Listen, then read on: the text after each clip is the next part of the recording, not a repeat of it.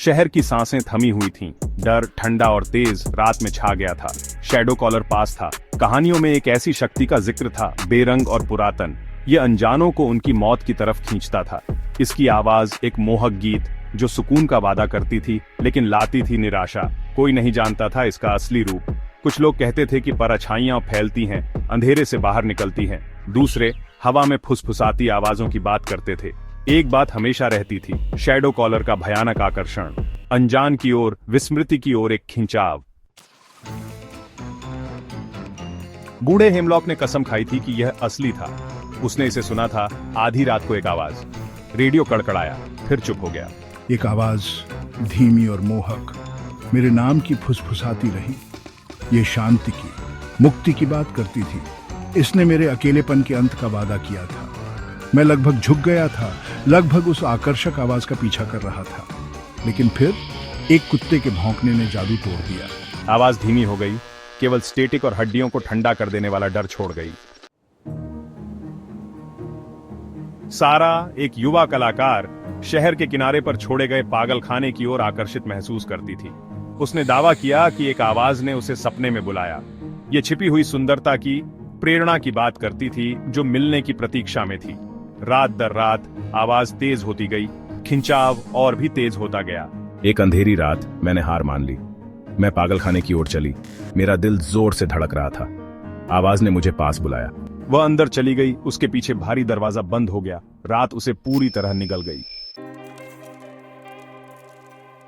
Hikers रास्ता भटक गए थे। जंगल जो आमतौर पर शांत होता था, उस रात अलग महसूस हुआ।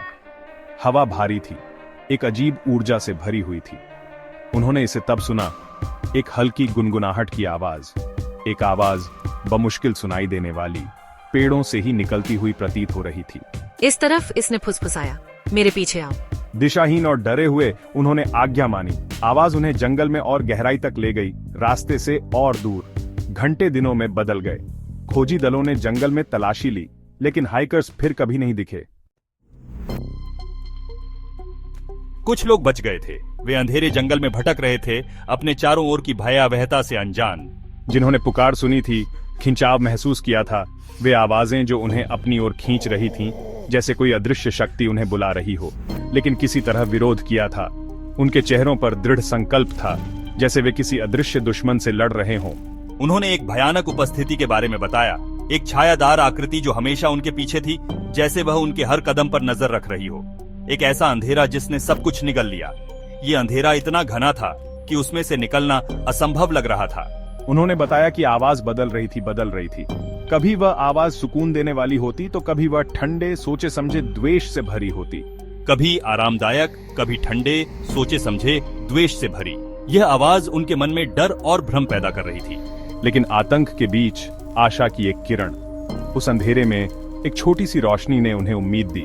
कुछ लोगों ने दावा किया कि उन्होंने एक रोशनी देखी, एक चमक जो उन्हें अंधेरे से बाहर निकलने का रास्ता दिखा रही थी।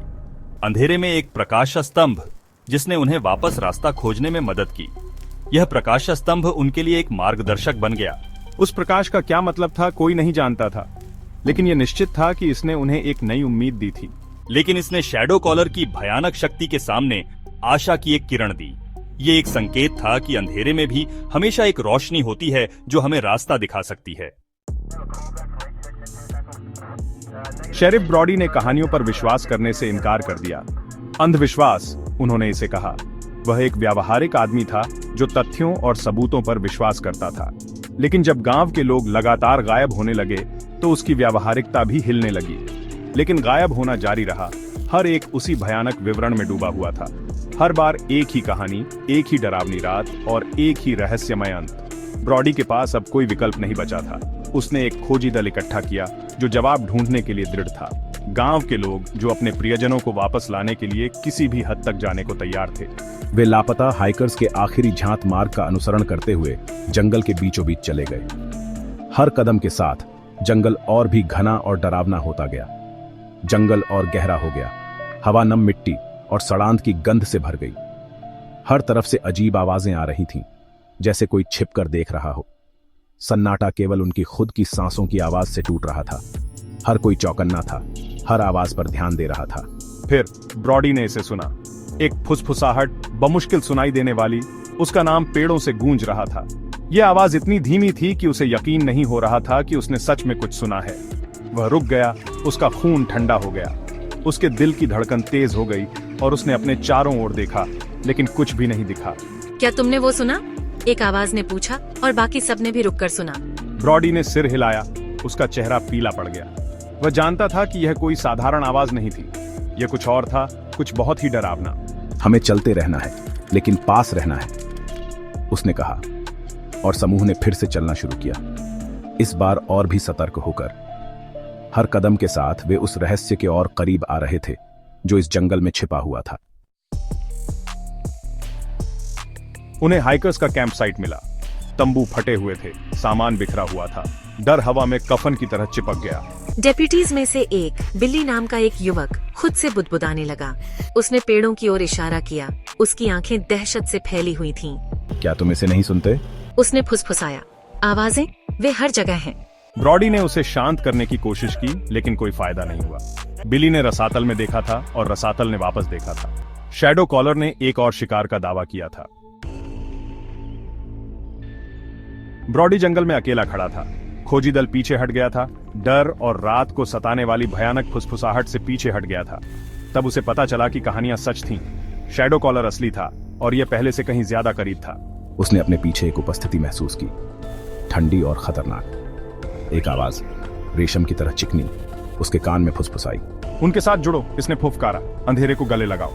ब्रॉडी ने अपनी आंखें बंद कर लीं, आवाज के मोहक खिंचाव के खिलाफ खुद को मजबूत किया। अगली सुबह ब्रॉडी जंगल से बाहर निकला। वह पीला था, उसकी चाल धीमी और थकी हुई थी, जैसे उसने रात भर कोई भयानक सपना देखा हो।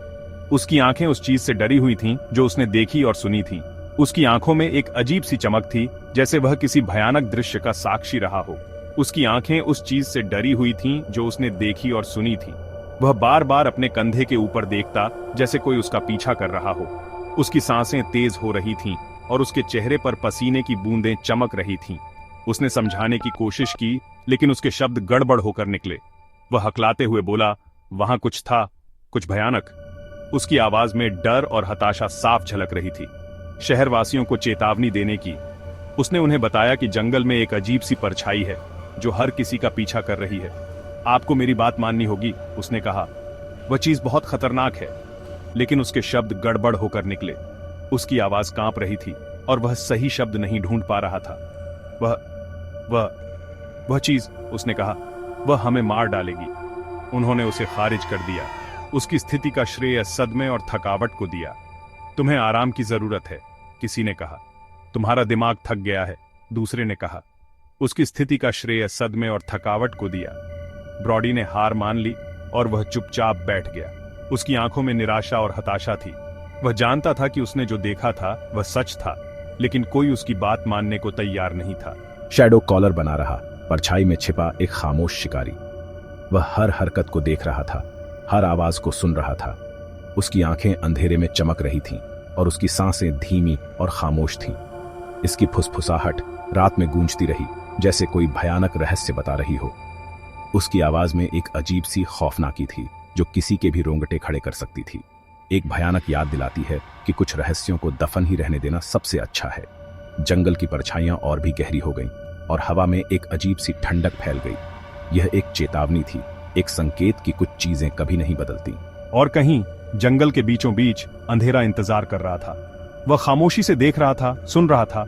उसकी उपस्थिति हर जगह महसूस की जा सकती थी, लेकिन उसे देखा नहीं जा सकता था।